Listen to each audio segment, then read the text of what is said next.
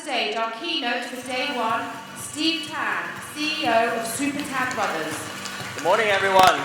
My name is Steve Tan. So today I'm going to be sharing with you guys how to crush e-commerce and especially dropshipping in 2019. All right. So just to give you guys a little bit introduction, me and my brother, we have been in e-commerce since like 2005.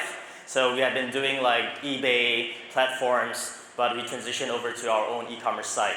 So probably around 13 years of digital marketing and e-commerce experience. We've sold over 100 million worth of physical products, and we're founders of a Facebook group called E-commerce Leads Mastermind, and we've trained and helped thousands of students all around the world find success with like dropshipping. Right? So we have spoken. It's been a while since I last spoke at like big events, so I'm still a little bit nervous. So like me and my brother spoke around the world. Big events. This is one of our events in Singapore called E-commerce World Summit, and spoken in Arab internationally, Europe, Singapore, Asia, US, and so on and so forth. Been invited to Shopify to kind of like share some best case studies and some best strategies on how we scale our business and how Shopify could help entrepreneurs like us kind of like do a better like interaction with customers and how we could scale the business to the next level.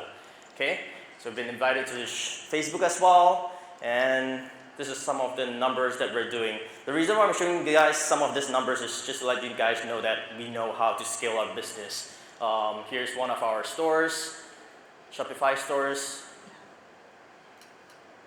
So like we like to scale very quickly, and we also like to build up some mini brands in the more long-term kind of like strategy. Okay, so I'm gonna get straight to the point. So today I'm gonna share like today's agenda. So I'm gonna tell you guys briefly if you don't know what's the dropship business model, and I'm also gonna share with you guys how to combat like expensive and rising ad costs, because I think majority, it doesn't matter if you guys are athletes or it doesn't matter if you guys are e-commerce entrepreneurs. I think this is something that is always a concern for a majority of everyone here.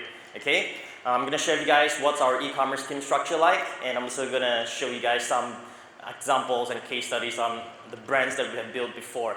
Okay, so I hope you guys are ready, and I'm gonna start right now. Okay. All right, so the dropship business model is actually very simple. Okay, so pretty much we don't hold any inventory in our warehouse at all. So a lot of people ask me, so Steve, are you dropshipping or do you have inventory? So our business model is a little bit different because of the volume we move. We do have inventory, but for people just starting out, usually it's they don't have to like stock inventory. Usually they'll start selling or start testing the product on Facebook ads, YouTube ads, or whichever, and they only start paying the suppliers when they get paid from the customer.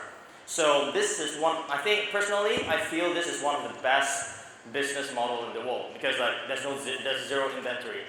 Because I understand not a lot of people come from some people are entrepreneurs who just finish university, people just starting out. Not everyone have the cash flow to start a business. Okay, so no product costs, no upfront costs. Everything is profit first, which is very important for people just starting out without much cash flow. So there's no need to manufacture it as well, okay, or ship the product. You do this everything from the comfort of your bedroom, which is how we got started a lot of years ago. Everything was very, very small scale. Everything was like bootstrap until we start scaling the business. Okay, you have thousands and thousands of products to choose from. You're not emotionally attached to the product because you're just selling someone else's product. Okay, there's good and bad points about dropshipping, but I definitely think it's still one of the best business model in the world. Okay, all right. So I'm sure a lot of you guys have expensive Facebook ads and traffic getting more and more expensive. So I'm gonna get straight to like how we combat expensive CPMs and rising ad costs if you guys are an e-commerce entrepreneur. Okay, all right. So one of the first things is increasing the lifetime value of the customer. This is something that I think all of you guys pretty much know, but it really hits me really hard in the past few years because Facebook ads is just getting really, really competitive. And we do spend like multi-seven figures every single month. And especially when Q4 comes, it gets really, really expensive, especially if you're fighting for US traffic and European traffic. Okay? So one of the things that I neglected so much in the past is email marketing. So I'm going to show you guys, this is one of our stores that we use dropshipping, and 23% of our revenue comes directly from email marketing alone. And this email marketing, it's not like something super sophisticated. You just need to have a system in place. I'm going to show you guys how we structure our emails later on to kind of like get a little bit more, just kind of milk a little bit more money out of all your subscribers or follow-ups and everything. And if you're building a brand, you're building a lot of interaction with your customers. Email marketing is definitely something that you guys should not ignore. Okay? We only started implementing email marketing probably only a couple of years ago because we're not CPA guys, we're not affiliate guys, but I mean the way we drive traffic, it's kind of like you guys. We're really hardcore. We just focus on the front end. We don't really care too much on the back end. But until things get so expensive, we kind of thought we really need to do something about our traffic. Okay. All right. So 31% comes from brands for emails. Majority of our like this one as well. Okay. So about 24% comes from the revenue from email as well. Okay. So what we usually do on our e-commerce website is very simple.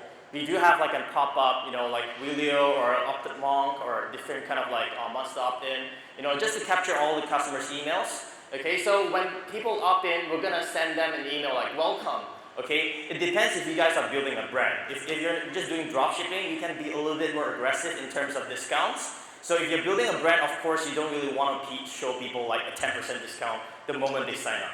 Imagine you go into Louis Vuitton, you're going to see people giving discounts because they're building more a brand, right? But if you're just doing drop shipping, don't really want to build a brand, it's just we're going to be really more aggressive. So we'll do a welcome email and welcome gift, and we'll just follow up with them a few emails. Okay, this is just the first part. Second part, it's called the new customer nurture sequence. Okay, so usually when they buy, we'll just send them a thank you email. Okay, and we'll have follow up. Emails, updates with shipping, we're packing your order. It's things whereby you just want to increase your interaction with your customers. Okay, we'll wait 3 days and we'll tell them the shipping information. Of course, drop shipping might be a little bit longer, so you customize your timings to how frequently you want to engage your users. Okay, all right. So this cart recovery sequence is also something that you really need to get on doing. Okay, it's very simple with Klaviyo, and we just need to integrate in something like a 2-3 step follow-ups. So first step, hey, did you forget something? Second step would be here's a free gift. So you stack your discounts. Initially, we just remind them. Second, 5%. Third step is 10%. Okay. So the reason why we're doing this is because we're going after the entire customer lifetime cycle marketing itself, okay? So what you guys see just now is only just the initial part of new customers, right? So initially, back in my days, in the early days, we only focused on getting a lot of new customers, day in and day out.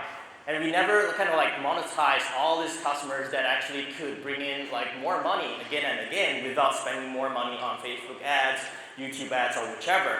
Okay, so when we started building up mini brands, we focused a lot on our feedback. Feedback score. If you're running a lot of traffic, I'm sure you guys know feedback score is a big thing right now. Shipping, customer service, and a lot of product quality and everything, right? So we'll engage repeat customers to become loyal customers. So I actually recently saw some data from some companies that's doing really well, probably listed companies Farfetch and Zalora, on these companies. I think they focus a lot of their efforts on existing customers, CPM, lifetime value, LTV, and everything. So this part is where it comes into very important metrics for your company. Okay, so we'll do back a lot of win-back campaigns, replenishment, VIPs, cross-sell, and also getting feedbacks. Okay, all right. The other thing we'll do a lot nowadays is SMS marketing. Okay, so it only got popular for e-commerce space. I'm not sure about CPA space. Only recently in this few years. Okay, so we never used SMS marketing until probably 1 or 2 years ago, and it's really good right now. If you want to see 10, 20, 30x ROAS, SMS marketing for e-commerce is definitely the way to go. Okay, we're seeing an average of 11x just from abandoned cart itself. Okay, it's a very good complementary back-end strategy for your e-commerce store. Okay, so this is just like one thing, one of our screenshots. So we spent $481 and we got back $10,495. Okay, this is just some things that we could achieve with SMS text marketing. Doesn't matter what tools you guys use, it's important just for you guys to implement this right away. Okay, all right. So what we usually do? Okay, abandoned flows. 25 minutes after they abandon the cart, we're going to ship them with Klaviyo emails, abandoned cart emails. We're going to hit them with abandoned cart SMS as well. So it's very simple. We'll just tell them, hey, why haven't you purchased? We've activated a code for you guys so that you could, expires in 24 hours. You guys know that's just like an urgency hit for the customer itself. And after the first day, if they still don't buy, we'll send them out another offer, okay? And we'll have a win back as well, okay? So there's a lot of different ways you guys could do with SMS marketing. I don't think it's something new. It's just that whether you guys are implementing and executing this strategy for your e-commerce stores, okay? So first purchase upsells. So when they finish buying, it's probably just hitting an SMS, hey, do you want to buy this product? It's just like a complimentary product they should be buying, okay? All right, so pretty much inside there, I think this is a beta feature right now with them. They only launched it for a selected amount of clients, so they're gonna make it really easy for all of us to kind of start building flows so that we can customize whatever sequence, whatever interaction with the customer. So I like it so that it's kind of like Klaviyo. You could set up in how many days, how many the purchase amount, and what kind of message you want to send out. SMS, MMS, or whichever, okay? All right, so these are tools that we use, like Klaviyo. It's pretty, I think it's a email. It's focused for, I think it's more for e-commerce marketers for emails. We use SMS Bomb. We also use Chrono Agency to help us settle all these things, okay? All right, so the other thing I thought would be interesting for you guys would be lowest hanging fruit for you guys is to improve the conversion rate for your e-commerce store. I think a lot of e-commerce entrepreneurs like us, we kind of neglect the conversion rate equation because it helps. You're spending the same amount on Facebook ads, but you're not paying for more, okay? So I think what we implemented in-house is to kind of reduce the friction when people are trying to check out. So we implemented something called the one-page checkout. Probably it's nothing new in the CPA space, the affiliate space, but Shopify doesn't really exactly make it super easy for you guys to use one-page checkout because everything is tied into Shopify. All right, the conversion rate optimization for our checkout pages, optimize different checkout funnels, different checkout pages, payment methods for different countries. Okay. We also have implemented something called the multi-language checkout pages for ourselves, so that when someone comes from Europe or someone from Spain is going to see the checkout page in Spanish. Okay, so we kind of implemented all this, and we see a drastic improvement for our stores. Okay, so I'm going to show you this quick. Yeah, so this is what our Shopify checkout looks like. Okay. Basically, when we split test against Shopify's default checkout, it increases about 30 to 35% improvement against Shopify's checkout. All right? What we can also do and should do for our checkout pages is we should focus on conversion rate optimization as well. Because all the small things on the pages itself, I'm sure you guys have seen this a lot, is going to help boost a little bit, 10-20% improvement to your existing conversion rates. Okay, we'll put in countdown timers, urgency timers. Okay, we'll put in why choose us, some guarantee, and some case studies or whichever 20,000 shipped orders, images. We'll also put in customer testimonials. Okay, we'll also put in the most important trust seals, payment gateways, your order guarantee, and everything so on and so forth. Okay, so these are kind of the things that we put on our checkout page to kind of boost our conversion rates. Okay, because you're paying so much for Facebook or Google, GDN, YouTube, it doesn't matter. Okay, all the small improvements are gonna just make more money for you, for your stores, and also increase your average order value, the conversion rate overall. Okay. All right. So what we do usually is we also optimize different checkout funnels with different payment methods. So we only split test things based on, we only make data-driven decisions based on data, right? Usually we'll split test a lot of things. So for example, if I don't know which payment method is converting better, for example, Germany, we'll split test, all right, Stripe versus PayPal. We'll see which one has a better conversion rate. So which is why you guys will see there's a lot of, for example, we have Singapore, we have Hong Kong, we have France, Germany, and everything. So you would see, I know it's a bit small, sorry, but you'll see the funnels, here. This one we have Instacart checkout and Shopify checkout. For example, if we don't know and we're going into a new market, we'll split tests to A/B split tests. Very straightforward. If we want to be a little bit more aggressive and we have a lot more data points, we'll put in 4 different checkouts. Maybe Instacart checkout, Shopify checkout, PayPal, just to split test which funnels or which checkout funnels actually drives you more conversion. And very simple test, but it just gives you the data right away. Okay? So I'm going to show you guys how we quickly create this whole thing. Okay? Yeah, it's here. I think this is big, slightly bigger. Okay? Okay, we'll create a zone like Singapore. We'll select Singapore. We'll select the funnels that it wants to go through. And that's it. We can start split testing Shopify traffic. Okay, so for example, Germany, we split tested, and people from Germany actually prefers to pay by PayPal. I don't know why, because probably there are purchasing habits or behaviors or whichever. So we split tested against Stripe and PayPal, and we realized they actually prefer to pay by PayPal. So on your shopping cart page, there's a checkout button there. So what we usually do is, if we know PayPal is actually the preferred method, we'll replace the checkout button with going directly to PayPal. Okay? In that case, we reduce one extra step.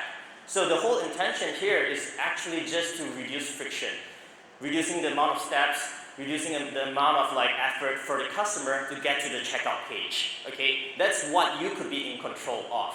The rest, just leave it to the customer. Okay? So we also set up something called the multi-language checkout page. I think this might be really common in CPA offers or something like that, but I don't see a lot of people doing it in Shopify or e-commerce sites, unless it's a dedicated site, for probably a little bit more savvy, e-commerce guys. They have a dedicated website for Spain, Germany. It's a little bit different. For us, we don't set up different sites. We only set up one store. We'll drive global traffic, Europe traffic, everything to the same store. Okay? So what we usually do is we have multiple languages. We have about 8 to 10 different languages that will auto switch to the customer's IP or language. So if you're from Germany, you'll see the checkout page in German and so on and so forth. Okay? Your checkout page will automatically switch over based on the language and also the IP. Alright, it's very beneficial for store owners who has one online store and is running global traffic. So we usually scale to international. For Facebook, we do a lot of zero targeting. We just scale with worldwide traffic. But a lot of worldwide traffic comes from European Union traffic. And we kind of felt, there's something that we could do way better, because we analyzed our Google Analytics, and we felt there's a lot of drop-off for European traffic. So we started the testing, we started digging more information, and this is one of the things that we could do, or we have to set up dedicated sites with different languages, which is something we're doing as well. But this is kind of the lazy way out to kind of get things right immediately to your customers. Okay? Majority of your traffic, if you're coming from European Union, you have to get this up and running. Okay? Alright, so how this looks like is everything will be the same. Okay, you can customize images, but everything will be in Spanish, German, Italian, or whichever. Okay? Alright. So increasing average order value. Okay, increasing average order value is also one key metric that we always strive to increase. So in some of our stores, some of the different markets that we're doing, we're gonna lose money if we're not going to have one-click upsells or increasing our average order values. So we implement something called the post-purchase one-click upsells. Okay, so whenever someone purchases something, right after, before they see the thank you page, they're gonna see the one-click upsell that we're gonna be doing. Okay, it's the easiest way to boost an extra 10 to 30% revenue. All right, there's no need for you guys to do anything at all. It's just implementing this and having like the right upsells, downsells in place so that you could maximize your traffic, your conversion, your average order value, so on and so forth. Okay, this is more on the front end things. All right, so something like that. All right, when they purchased, you're gonna hit them with like a few upsells. Okay, I saw some of the CPA offers before. They're really aggressive, but ours is a little bit more simple. It's probably more like 3 upsells. You buy this, you're gonna see something like your order's confirmed, how much discount. Of course, we'll put in some copywriting inside there to make sure like people are actually wanting to buy. And recently we saw someone sharing they actually had a 40% uptake rate for people buying their post-purchase upsells. And that's like one of the best, like I mean, in our industry, it's one of the like usually we see 10 to 20% uptake rate, but this guys, one of our people that I saw on the groups is using post-purchase upsells and doing 40 to 50% conversion rate. That boosts their revenue at about 30 to 40%, just running the same traffic. Okay. All right, these are the tools that we use for Shopify, okay, in the cart. Okay, so some very, very low-hanging fruits that I want you guys to be at least checking out, or you guys should be doing, is abandoned cart retargeting, okay? The way we do it is a little bit different. I mean, of course, we try to split out. We don't usually like to send out our offer or discount immediately right after the abandoned cart. Usually we'll nurture them 0 to 3 days first. Then we'll do a custom audience for the 3 to 7 days and 7 to 14 days. In this way, we'll split out the different offers. Usually we'll do our intermediate offer at the 3 to 7 days to salvage the sale. Okay, and the 7 to 14 days we'll do our biggest offer in this case because we know pretty much the customer is lost and we just want to try as much as possible to recover this abandoned cart. Okay? Alright, post-purchase retargeting. If you're doing for brands, I think this is quite critical. So for some of our brands, we'll have influencers film thank you videos, and we'll hit them with post-purchase retargeting. So what this means is if someone buys within the 10 days, we'll actually do a custom audience and we'll retarget and show them thank you for buying from us. Here, welcome to the family. You're gonna receive this in the next 5 to 10 days or whichever, and also we'll do a post-purchase retargeting for people to thank them and also email them a coupon after within the next 30 days. These are really, really low-hanging fruits that you guys should be utilizing for your audience or customers so that you could maximize the value of every single customer that you bring in, okay? Alright, so I want to share a little bit with you guys on how our team structure looks like. This is specifically only for our e-commerce side of things. Our entire group, we have about 450 people in our group, and we're split them up into a lot of different, so I'm going to split this into smaller, okay, so I mean our CFO pretty much, this is very clear. Our CFO takes care of everything financial, everything that's procurement, everything that comes to financial reports and everything. We have about this whole simple structure just to make sure everything's running, because initially when we're just starting out, the thing that we always missed out on is we're running so much traffic. We know we're profitable, but when it comes to the end of the month, how much exactly do we have, right? Because a lot of things are left inside inventory, some are credit from Facebook, some of them are a lot of other things that we're missing out, and we're underestimating on how much cost we're actually incurring every single month, okay? All right, so we have our CMO, all right. So this is for our CMO for our e-com side of things. So pretty much, he handles our main project manager for the teams. Every project manager has different projects, right? Different brands. We split out our brands and dropshipping. Brands is a little bit more long-term, short, medium, long-term. So we have different projects that's for short-term, long-term, and mid-term, okay? So we have outsourced services, some of our media buyers manager, it manages all our product research team leaders, okay? From there on, we build out systems so that we have a lot of different products that we can test day in and day out, Okay, so for dropshipping itself, you really need a system. I've seen a lot of people just like cashing in on only one product, one product, 30K days, 50K days, and probably like, 30, 40 days later, this guy just disappeared because like, it's not like if you only have one product, I always say if you only have one product, you're just lucky, right? You don't have a real business, okay? So we built up an entire team. We have SEO managers, SEM, just so that we can capitalize on our traffic. If you're driving so much traffic on Facebook and you're not monetizing on like SEO, you're missing out a lot. So just to share with you guys a funny thing. So before, we kind of do a little bit SEO for one of our best sellers. And we realized that actually there's one guy that's coming on, a newcomer into the space, that's actually ripping off all my images, all my tags and everything, and he's ranking for first position. And long story short, I met this guy at one of our meetups in Singapore, and he said, oh, I'm this guy, and I own this store, and so forth. I was like, okay, so you're the guy ripping off all my ads and everything.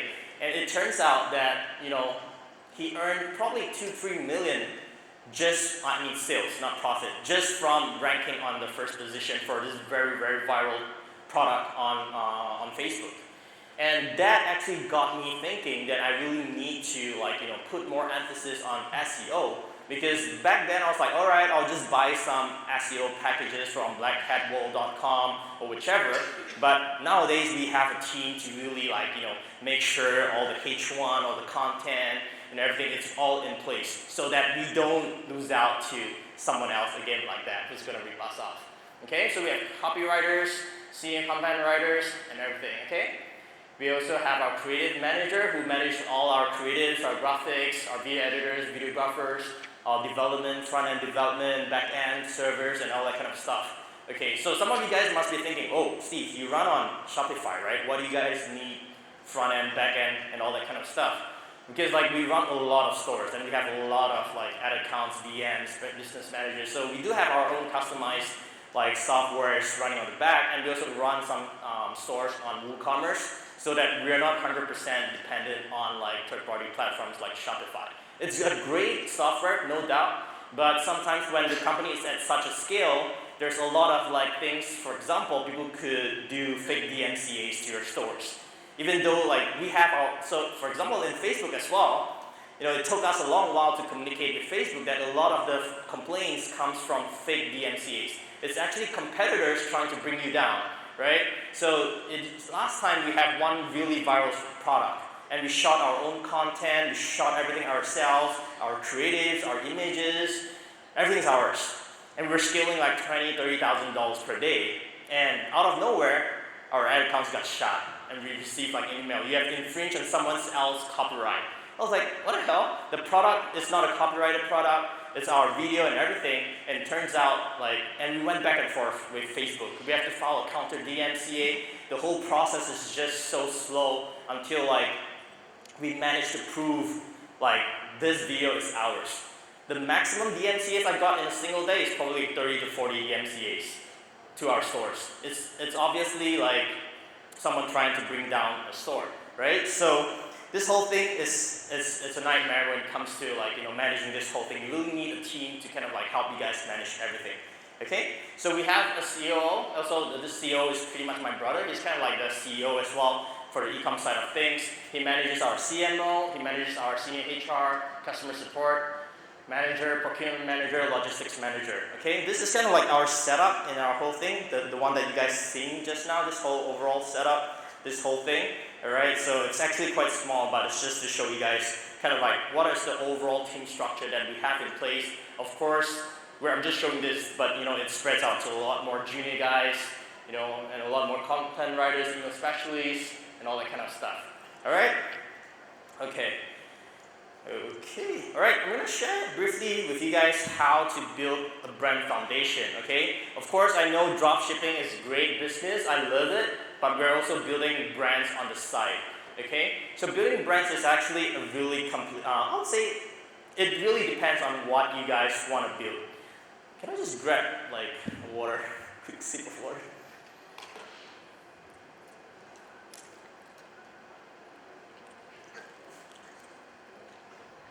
Right. So I've seen a lot of brands, which is great, like Gymshark, a lot of great brands that's up and rising by promoting through social media and a lot of different marketing techniques, right? But there's different levels of branding. Okay, I see a lot of people doing like Amazon, which is great. It's pretty much purely just like strictly private label, white label. A lot of people just thought like there's a misconception about like building a brand. Some people thought, all right, I'll just think of a name. I'll just go to China. I'll just put on my label on it. That's starting a brand. Well, it's the start of a brand, but you really have to move up the ladder if you want to do something that's kind of disruptive or like something that's gonna like be viral or something. Because if you're just strictly on private label, a lot of people are doing that nowadays. Even your China manufacturers, they are doing this. If they see you selling so well, they're like, okay, I should do that too myself, right? So that is why we do this kind of like before we start a brand or before we do anything, we'll have to kind of brainstorm with our team to kind of have a clear understanding of our audience and market. Okay, you have a strong, unique seller proposition. Okay, you have to have brand consistency throughout your marketing messages, your tonality, and everything.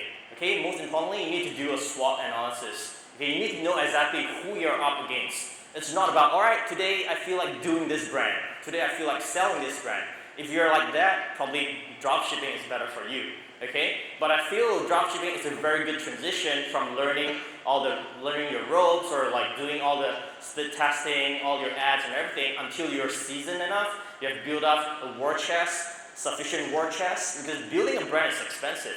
Okay, it's not exactly something easy unless you're strictly just doing private label. Okay, you have a clear mission. Why should I create this brand? Is it something that I'm passionate about, or is it just for fun, or is it just for money or something? If it's just for money, then probably it's not the best route for you. Okay, and the most important thing is you need to have a very clear and very strong marketing strategy, because all these big brands, all these brands that's up and coming in a short time, this few years, pretty much majority of it does it through like social media marketing, Facebook marketing, YouTube ads, and if you're good at marketing, you're already like, I would say you're pretty much like 40 to 50% already there, okay? All right, so what's the perks of an e-commerce brand, okay? Higher average order value, obviously, compared to dropshipping. Our average order value for dropshipping, the lower tickets, is probably around 20, 30, 40 bucks, okay? But for like brands, we're seeing like 70, 80, 90, 100. Electronics, gadgets, probably 150. Like skincare stuff, it's even higher, okay? Higher customer lifetime value. Obviously, your product has to be good, not a crappy product. And it's gonna be like, it can increase the lifetime value of your customer, okay?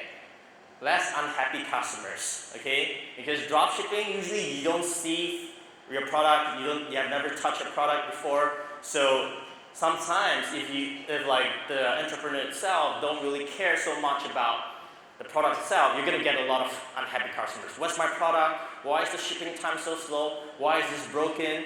Okay? Less refunds and chargebacks. Okay, merchant accounts has been like a super big problem for recently this year alone. A lot of people are getting shut down by Stripe, no longer supporting them because of their high chargeback rates and so on and so forth. So these are all the perks of like an e-commerce brand. Okay? Of course, if you want to exit your company, it's going to get a way higher valuation compared to a dropshipping store or a website, which goes over like the huge up and huge down cycles. Okay, so I want to show you guys one of the brands we did before. Okay, this brand is kind of like a controversy brand that I started probably back in 2012. Okay, so it's one of the like most funded like tech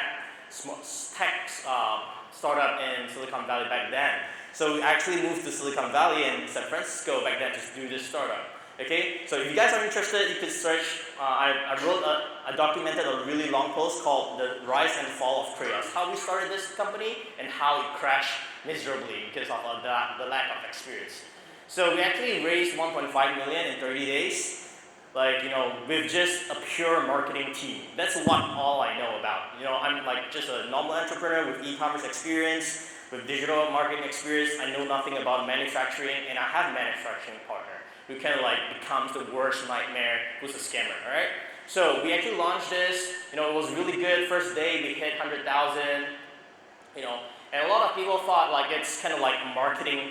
It is a fluke for us, but it's actually orchestrated and planned like 5-6 months ago with a really good marketing plan.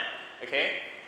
And I want to show you guys like one of our before we even started marketing our product, we actually had designed our own brand guidelines and everything so that the entire company, our entire marketing strategy, our tonality, our emails, our customer support, they understand exactly what's the company going after. What's the company about? What's our mission? What's our voice? So that everything is all very streamlined, okay? Because usually when I tell my friends or my students, it's like, if you have a crappy customer support, don't be angry. You should be angry at yourself because you're probably the guy that's not teaching them well. You're probably the guy that's actually not focusing a lot on what you should be, okay? So we designed this so that when we're interacting with all the different kind of people and show them what is it like, okay? Our colors, okay, so we have an overview. So in here we'll tell them what is this brand guidelines about, okay? We're gonna maintain a consistent brand look and feel. You don't need to memorize what you find here. You won't be quizzed and everything. We just want to make it fun, okay? A lot of things here is gonna just more for fun, okay? So we're very clear on our targeting, our positioning in our market. Okay, we know this is created for people who's more active, people who are sporty, people who are they want to try out new gadgets, new stuff. Okay, so we use crowdfunding to kickstart our whole thing, but we did a lot of back-end marketing, collecting leads, doing Facebook marketing, doing giveaway campaigns, tell a friend campaigns to gather our entire leads prior to our launch, okay? So I think we took about 2 months to do all this hype, all this content marketing or whatever you guys call it, so that we could launch a successful launch. Our target was $100,000, and we did 100,000 within 24 hours when we launched, okay? We got so much orders back then. I think it was iPhone 2, iPhone 3 or 4. We got so much sales notifications, it broke our phone that instant when we launched. Okay, so yeah, we show people our brand. Krios was built for a generation more mobile than ever. It provides a unique way to live a more connected, more active, and more simplified life than imagined.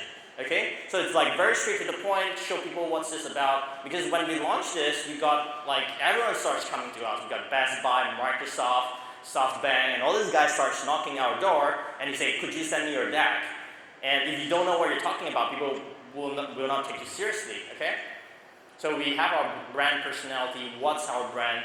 What does our brand represent? Confident, stylish, energetic, fresh, inspirational, so on and so forth, okay? Some of our values, okay? It's simple, socially aware, current, design-centric, okay? Our audience are people that's youthful, tech-savvy, as I mentioned, active, all right? So before we do things, if you're serious about branding, all right? If you're just doing private label and all that kind of stuff, you don't need to be so aggressive in all these kind of things. But it's good to at least understand your market super well, so that when you launch a brand, if you want to do a real serious brand, you have to do it well. If you're going to do it well, I think this is at least a strong, good foundation to kickstart things. Okay? Our visual ID, how's our logo going to look like, the colors that we have, okay? What's the guidelines? I mean, this seems kind of unnecessary, but when you're working with a lot of China suppliers, they'll print your logos upside down, they'll put it anyway, and if you don't have something like this, and if they print out something that's wrong, and you get angry, I think that's kind of some ways to kind of avoid all these kind of things, okay?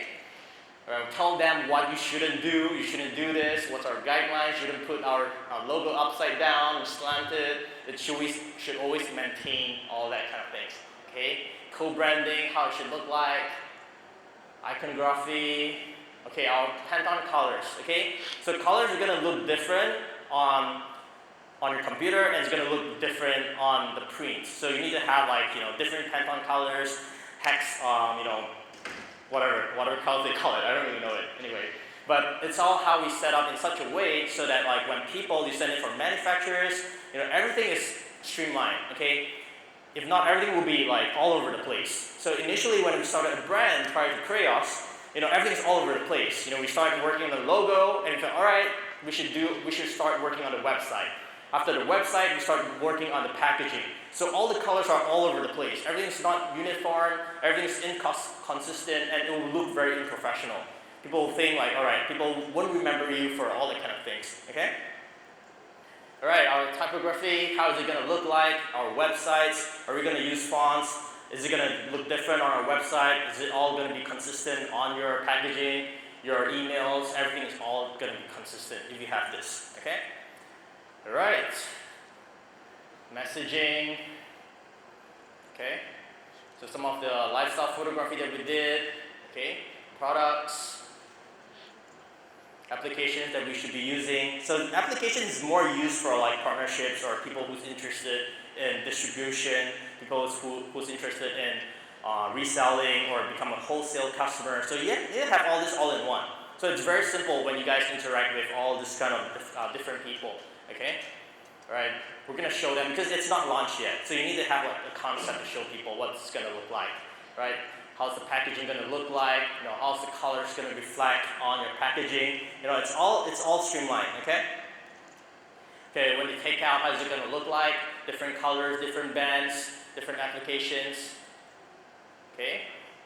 And of course, most importantly, if you're going to do like retailing, like Best Buy, all these gadgets distribution or whichever, you definitely need to consider how your post kiosk is going to look like, how is it going to look like on your deck, okay, something like this. I'm sure you guys seen a lot of this like in GoPro, all this kind of electronics, gadget stores and everything, but you need to have all this ready, okay, because if you don't have all this ready, you're kind of like lost in terms of all your planning and everything, okay.